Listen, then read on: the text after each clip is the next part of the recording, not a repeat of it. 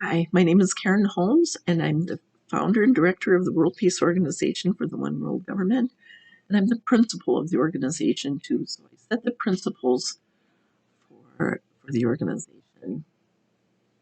Today, I wanted to talk to you a little bit about the disinformation campaign that's going on and how to stop that and how to address the issue of that. Instead of thinking about the all the lies that have been told, let's go back and think about how this started and what was going on and the power games associated with it. Right now, Donald Trump is meeting with the the representatives from the Secretary of State, or the electors for the state of Michigan, and people are very uncomfortable but don't know what to do about that. People are uncomfortable with his attempt to take over. And I imagine the word coup is trending now. People are trying to figure out if this is really a coup that's going on in their government. Okay. So, what we're going to do is we are going to look back at something that triggered this idea and start to address this issue. The two power games that governments play that are based on weaving illusion, people play them too. Uh, One is slavery, and one is genocide. That's on a national or international level. The slavery idea comes from a fear of being hurt. So lots of people play that. It's it's a it's a fear of being hurt. So what you do is you push people away from you so you don't get hurt, or you hold people to you. It can be like a jealousy thing. It can be more extreme.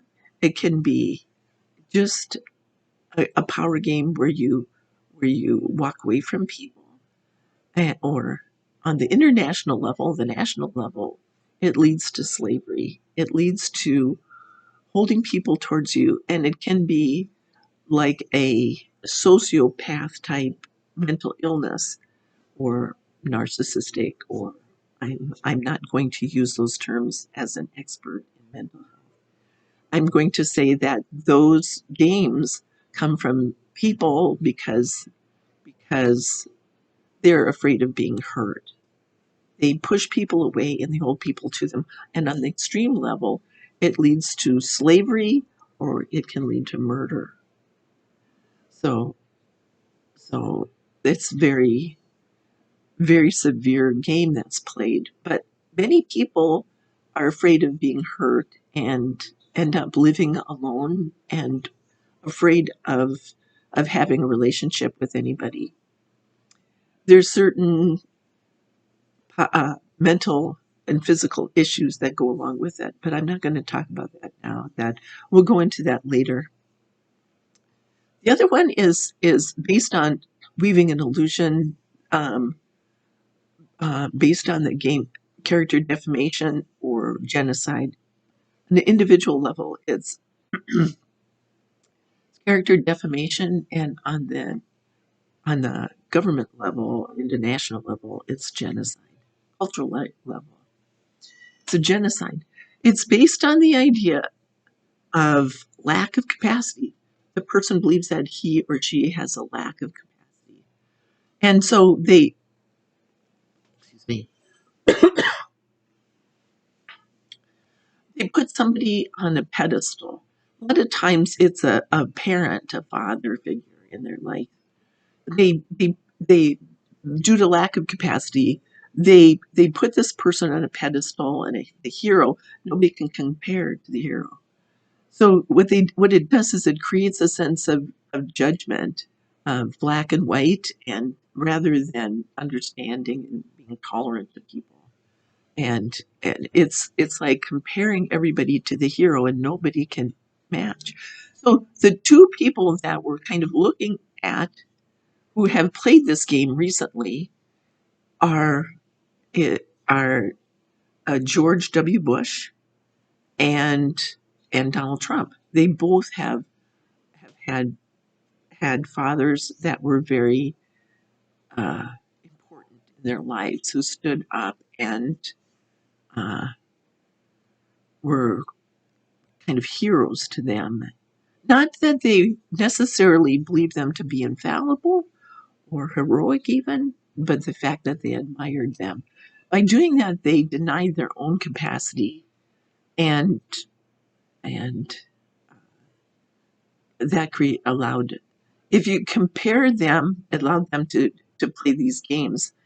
When if you compare them, they have many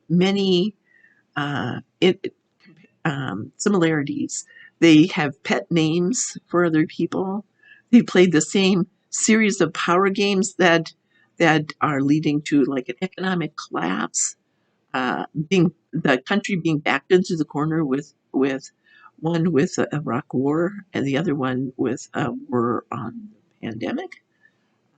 Relationships with other countries that were not normal relationships. It was like a close relationship. Bush had a close relationship with the Saudis, and Donald Trump has a close relationship with lots of different world leaders through his businesses, but mostly Putin. So that what they have is a very similar set of power games that they've played, one leading to the other. Uh, what happens is the series of games from the Iraq War triggered the uh, this idea of a genocide, and then the Obama, in his terms in office, wasn't able to overcome the effects of that. The Republicans were supporting him.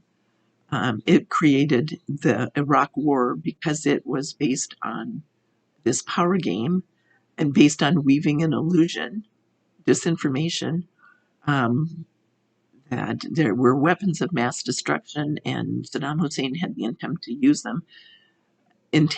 use them. Basically, what it did was it created this schism, and then Obama didn't have any understanding about how to overcome that, and the Republicans were holding and supporting, uh, stopping him from having his agenda. And then when Trump got into office, then then he carried through the same series of games that that Bush did while he was in office. That's why we're starting out with the Iraq War. It started a global genocide, and Trump is this third cycle that we're going through now, president. Now, what he's doing is he's taken this idea forward. People are looking at this and saying, lies and all this disinformation is nobody's getting further ahead.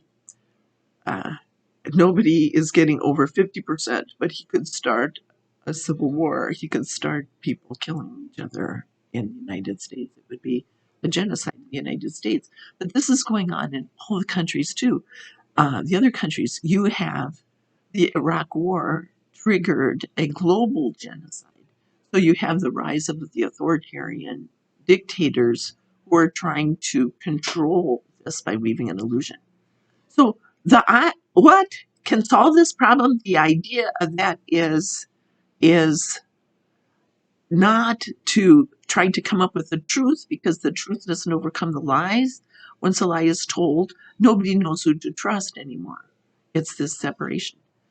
The the only thing that can do that is universal law.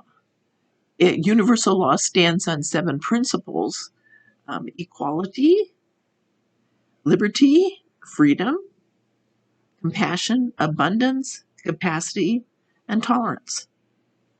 So each one of those things, each one of those principles creates a sense of balance again. When there's oppression, what happens is it creates, when there's intolerance, it creates a sense of oppression. And then they take away the rights of the people. So what you have is like wars lead to genocide. Wars are the people who are dragged into a war lack equality. And the people who are dragged into a genocide lack their rights. So by reinstating the idea of universal law and the rights that universal law is based on, the seven rights, then what happens is we have a sense of balance again in the world. How can this play out? First of all, in in the US Constitution, the first amendment to the Constitution, that has to do with the rights of the people. The Bill of Rights has the rights of the people. You have the rights of the federal government and the state government, but then we have to look at the rights of the people. And our founders started out with the freedom of the press. The First Amendment is freedom of the press, assembly, and religion. So what we have here is we have Donald Trump and his conservatives saying we have our Second Amendment rights, but without addressing the First Amendment rights, the rights of assembly, to protest uh, when our government is tyrannical. The freedom of the press is the press is supposed to be free so that it can report the facts. When you have a propaganda outlet, they're just weaving an illusion. They're dragging the country down. They're reporting, but it's propaganda. It's to to suppress the people and our rights, and it's also to control the people. Rather than to allow the people to think for ourselves and to make our own decisions, it's it's designed to control the people and what we're thinking. So that is what we're doing, is it's inciting people capacity when we're not looking at that First Amendment rights. Ironically, the religion idea is we're looking at the freedom of religion. That's something that the Supreme Court has been looking at. The rights of the liberty of the people for freedom of religion. Does that mean that you have the right not to wear a mask when you go to church? Are we have the right to, is that a freedom of religion thing? No, because you don't have the right to interfere in the rights of other people. You have the right to defend yourself. You don't have the right to interfere in what other people are doing. Do unto others as you would have them do unto you. So if you have a war, the principle that's lacking is equality. So if you, let's say you have a battle between, in a court case, for the first requirement for conflict resolution is that both sides must be considered equal under the law. When when when you go to court, if there's no equality under the law, then that's a kangaroo court. That is something where the judge is only listening to one side. I don't have to listen to your side because because this guy is rich and this guy isn't, or this guy is white and this guy is black. I don't have to listen to the black guy because I'm not going to give him a voice in this courtroom. I'm going to just consider him to be guilty until proven innocent. And so that's when the chaos, the premise of presumption of innocence came about, because you can't defend yourself from prejudice and ulterior motives. It takes somebody to defend you to stop this character defamation campaign. You cannot defend yourself. It has to be somebody who stands up and defends you. Hey, now that's the whole idea behind the exit strategy for Iraq. Who, and it's also where John Adams was when he stood up and defended the British soldiers after the Boston Massacre. There was this huge uh, group of people, this huge, let's say, movement or reaction to the Boston Massacre. Well, let's just make it look like they're all guilty, and we'll start this war, and we'll start this conflict, and we'll just push it through and get everybody all riled up. And basically, John Adams stood up and said, no, they acted just like anybody else would act in under the circumstances. So John Adams stood up. He was one of the people who recognized the that the Stamp Act was oppressive, but he also stood up and defended the rights to the legal system for being fair and equitable no matter who it was. And that was one of the founding principles of our whole government from the standpoint of being equality under the law. The Iraq War started with the a grand lie. Um, George Bush basically said that Saddam Hussein was uh, evil, and that judgment, instead of it being a war, turned it into a genocide. It was actually an act of revenge. So instead of looking at just the power games, we're going to look at in future ideas. We're going to in government proposals and such. We're going to look at the idea of each of the power games and such. But the games come together with revenge, and 5 power games are played, and it creates this pentacle of power. Now, imagine then that we've been going along with this idea that we have the right to wage war, that we have the right to defend our country, and things like that. We've been going along thinking that the Pentagon is defend our country, we're patriotic, we are going to salute our soldiers, and they can do no wrong, and all these things. But what happens is when you go along like this, believing that we have the right to do something, at some point in time, then your power game collapses. You reach the point where the fallacy of the argument becomes apparent, and you can't stand on that principle anymore. The it's like being homeless. It's like the idea that I don't have a home, and therefore you reach the point where you create that reality in your own life, um, or that you can drink alcohol and it makes you the life of the party, or it makes you a better driver, or whatever. You're rationalizing the information, and then at some point in time you're not a better driver. Then you fall into the abyss, and then to climb out you have to create a whole new identity for yourself. So what identity are we creating as part of the United States? Are we the most powerful nation on the planet? Where does true power come from? And where does, if the grand lie has been told, what's the truth? So, like I said, if you are instating these 7 principles as part of the legal system, what it does is it creates a sense of balance again. Our technology team is going to look into this idea based on 3 power source inventions. And right now, we're just looking at this idea of where power comes from. Does it come from power games? Power games are based on compensatory reactions to a lack. If you have a lack of power, you compensate by overpowering.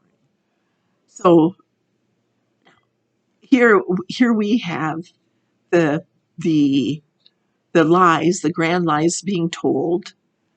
George Bush and Donald Trump both are weaving the same power games, the lack of power, and they're compensating lack of capacity, and so they both put their father on a pedestal, and and and they're compensating by judging other people. They're very similar into the things they've done. Donald Trump is more extreme. He's taken this information and he's playing this power series of power games like on steroids that got us into this trouble in the first place. The seven principles of equality, liberty, freedom, compassion, abundance, capacity, and tolerance. Those create a sense of balance again in the world. They're universal law. So what I did was I wrote a letter to the Supreme Court telling them about this misunderstanding in the legal system that allows our government to constitutionally justify power games that are oppressive to the people. The idea of overcoming disinformation, the idea of that is do unto others as you would have them do unto you. If you are one of the Iraqi people, who endured the preemptive strike, um, how did they feel about this? If you were in a situation where you're saying, yeah, we have to go and we have to stop that man from doing this. He's evil. He's doing all these things. We got to stop him. We're patriotic. We're going to go over there and we're just going to stop that man from doing what he's doing. You know, under universal law, under God's law, do unto others as you would have them do unto you. If the tables were turned, would you want somebody to come and topple our government? Because that's what happened to us as a country. It collapsed our power base because we wouldn't want that to happen to us. And now what we are doing is under universal law, we are enduring, uh, let's say, a hostile takeover by the Russians who are jockeying for power along with several other world leaders to see who's going to be the next superpower in the world. So we have lost our superpower. We have collapsed our own power base because we are not standing on the principle of universal law. We declare ourselves to be one nation under God, indivisible, with liberty and justice for all, but we are no longer standing on that principle, those principles. We are no longer guaranteeing justice, liberty, and justice for all. We have been putting people in cages, people who come to ask us for help, asylum during terrible times, and basically that is a stain on our country. It collapsed our power base, saying that we are a democratic country, but we cannot say we are a democratic country just for ourselves because we took away the unalienable rights of the Iraqi people under God's law because there were no weapons of mass destruction. And this is the basis now for our exit strategy for Iraq is we are no longer a nation, one nation, indivisible, under God, indivisible. We are no longer one nation, under God. We have to go back to standing on God's law of do unto others as you would have them do unto you. Think for a minute about that. How would we want how do we want our government to function? We want our government to treat all people equally. We want equality under the law because we do not want a legal system that says, okay, we're going to put this person higher than this one. We don't want we don't want a legal system that we're in court. Now, how if you are a multimillionaire and you're white and you have all the benefits and you say that this you're racist and you have all the power that you can possibly imagine, money, power, all this wealth and all the connections in the world, you and then you look at this person who is nothing, has no money, no power, nothing, and under the law, what happens here? Is it more important for this person to be the winner of every court case, or is it more important to us to have a legal system that's based on equality under the law? See what I mean? Under God's law, what you do to somebody else will be done to you. We cannot get out of that. We cannot avoid that. When we have denied somebody else their unalienable rights, we lose ours. And that is what's happening now, is for the United States to get back our unalienable rights, we have to start working with universal law, and we have to come up with a plan that enables everybody on the planet to have their unalienable rights. That's our second government proposal, is setting up a structure, the international government, that guarantees to every person their inalienable rights. We no longer have to wage war. Wars are oppressive to the people. We are not a country that is a military strength, that so we can go over and take other people's natural resources because we lose ours. We, to get our power to overcome this disinformation, we have to start functioning based on universal law. When George W. Bush preemptively struck Iraq, over 80% of the population supported that, of the United States. There were protests all over the world that we were doing something wrong and we didn't listen. Our government didn't listen. They just pushed it forward. They said, I'm the president of the United States. I have the right to do this. And if they don't like it, I'll just tell this little lie and nobody will ever know, because basically we'll find weapons of mass destruction, and then what'll happen is we'll just blame him for everything. What happened was we collapsed our power base. Now, to get back our power, to get back our unalienable rights that we lost by denying them to the Iraqi people, we have to guarantee this to every person on the planet. So I would like you to stop to think for a little bit.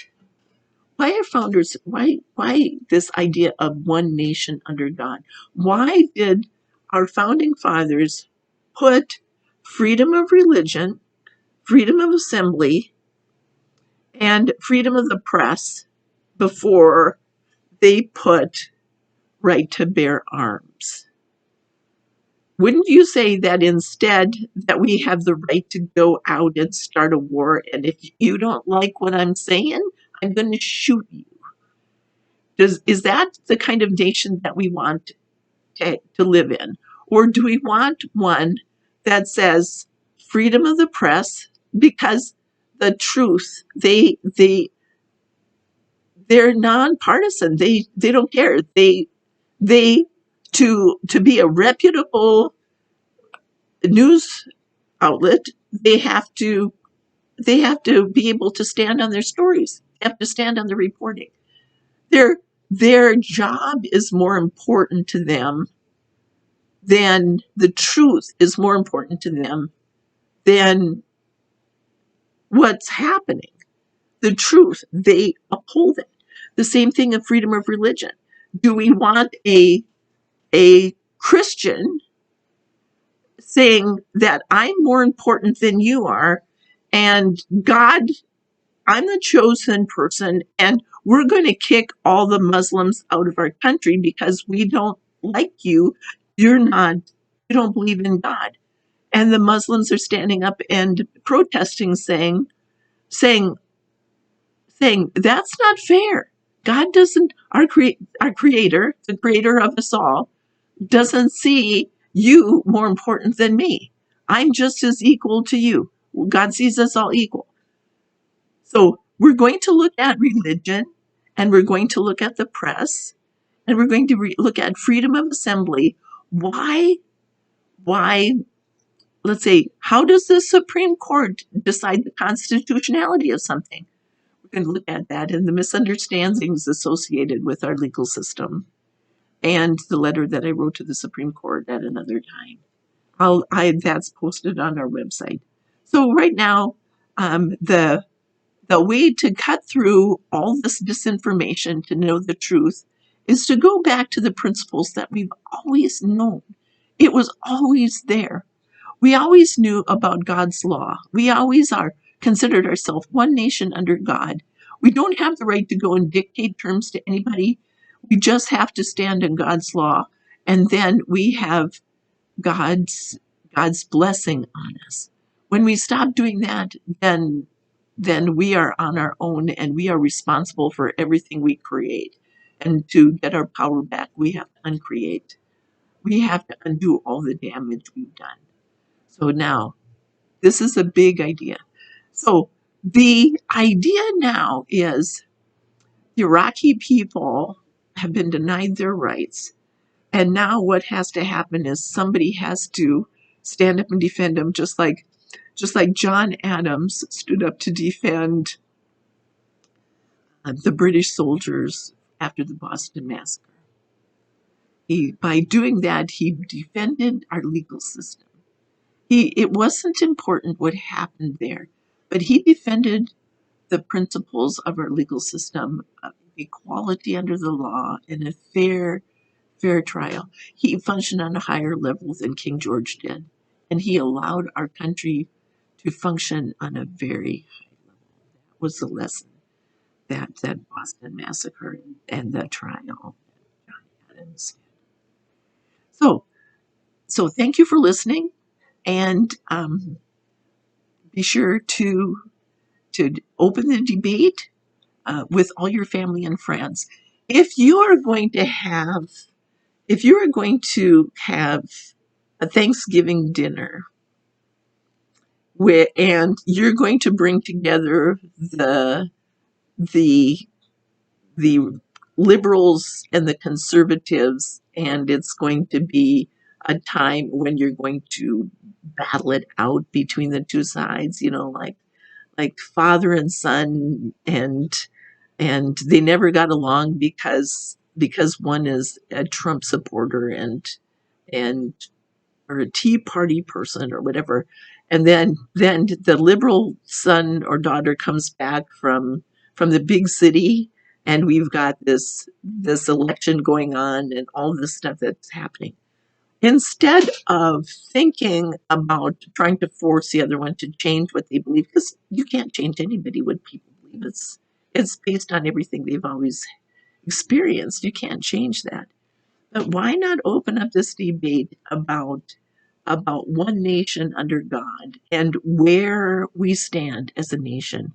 Think about the disinformation and think about how to clarify that based on this idea about universal law, God's law. And think about the First Amendment and the Second Amendment, where that stands and how that came about. Let's see you. Today is November 20th, and we have, what, 6 days until Thanksgiving. So you have 6 days to bone up on your history and think about how to end the disinformation within your own family. Bring a sense of unity in your family. One nation under God. Not that one person is more important than the other, because that's what starts wars, when one person is more equal than everybody else, so to speak. Think about that. What can you do to create a sense of unity in diversity in your own family over the holidays? Open it up for debate and let's see what happens. If you're going to argue anyway, argue about on the side of history, argue on the side of understanding the principles of this. And instead of just saying, I'm right and you're wrong, let's see what you can come up with if you can unify your family. I'm going to share something with you. One other thing is that our faith of the pure gray idea. This is not something that I intended to talk about today, but one of our projects is the faith of the pure ray. Basically, it unifies the world's 7 major religions. But instead of saying Christianity is better than Islam or better than Buddhism, Hinduism, or whatever. We're bringing together all these people in our country. What it does is it says, first of all, the economy is not in good shape. So how can you start to create an economy that is built on higher principles? So as you're talking about this idea and your kids are in trouble financially, or you're on Social Security and you don't know what to do because they might be cutting Social Security, social programs. Okay, everybody is kind of in crisis now. Even if you had a really good business, the economy is not good. So, what can you do if you were an immigrant, somebody seeking asylum from Central America, and all you had here, you came here, and all you had was the clothes on your back and the money that you have in your pocket, and you have nothing else. You carried your child all the way up from Central America, and you couldn't carry anything else.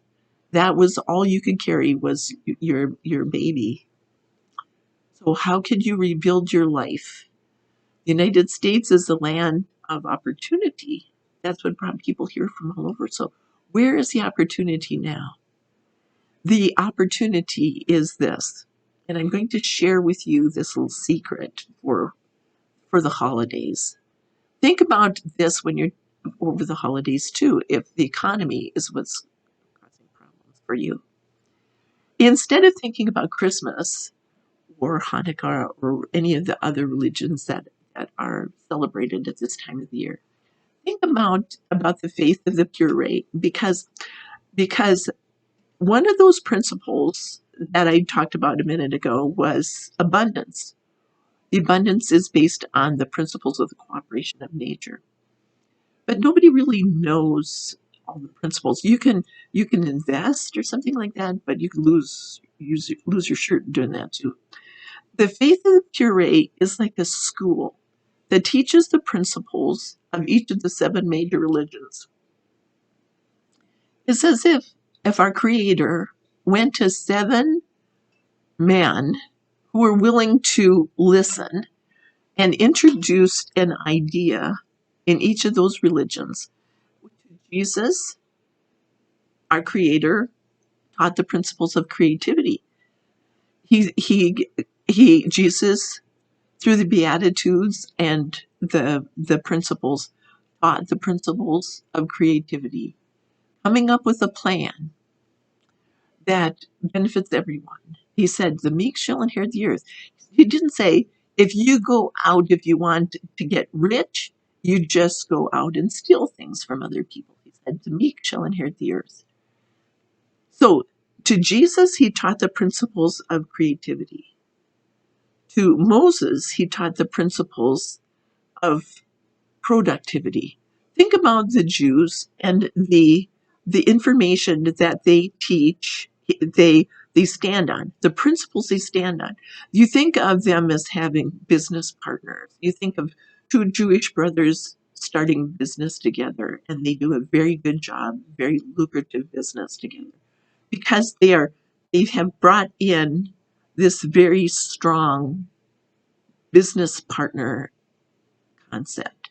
They have a culture where they're supporting each other in their businesses. Productivity. Then to Gautama Buddha, our creator, taught the principles of prosperity. And you think, oh, he had nothing. He was sitting in a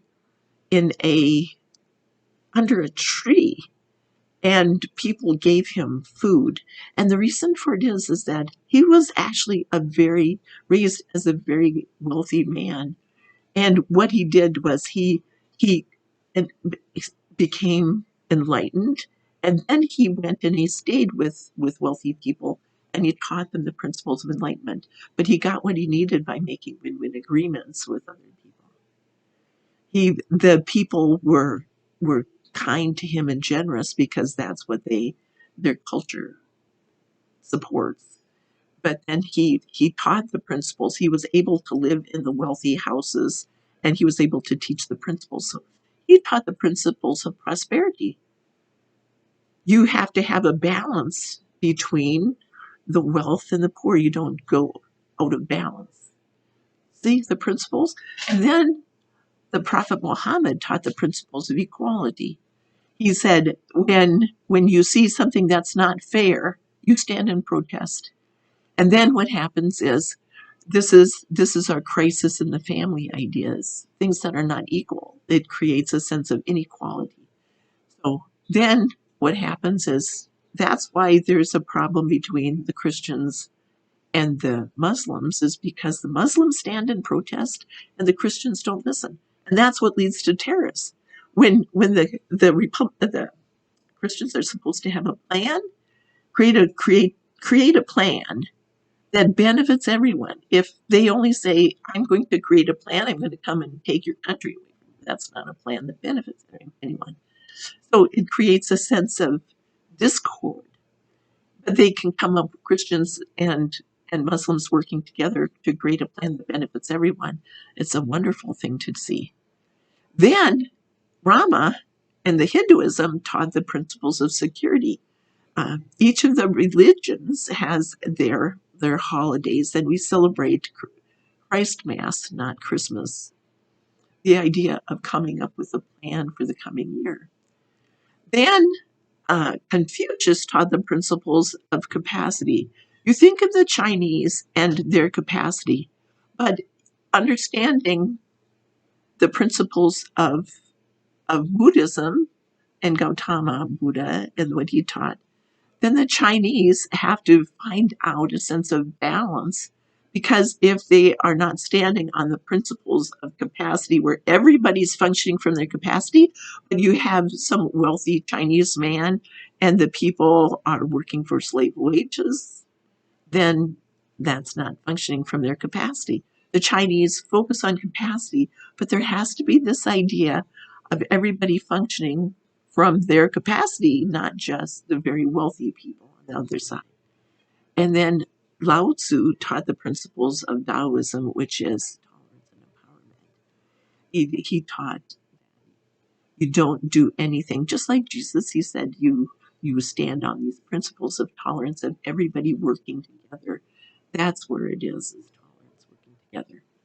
So now if you are talking about this idea coming together for the holidays and for Thanksgiving, and people don't have much to be thankful for this year. They lost their job. They haven't been working since the pandemic started, and they have no real help anymore from the government, and they don't know what to do.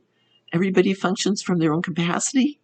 And then what happens is you can understand, go to the Faith of the Puree, puree.org, and look and see how to unify the world's 7 major religions based on the idea of creating your life on a higher level.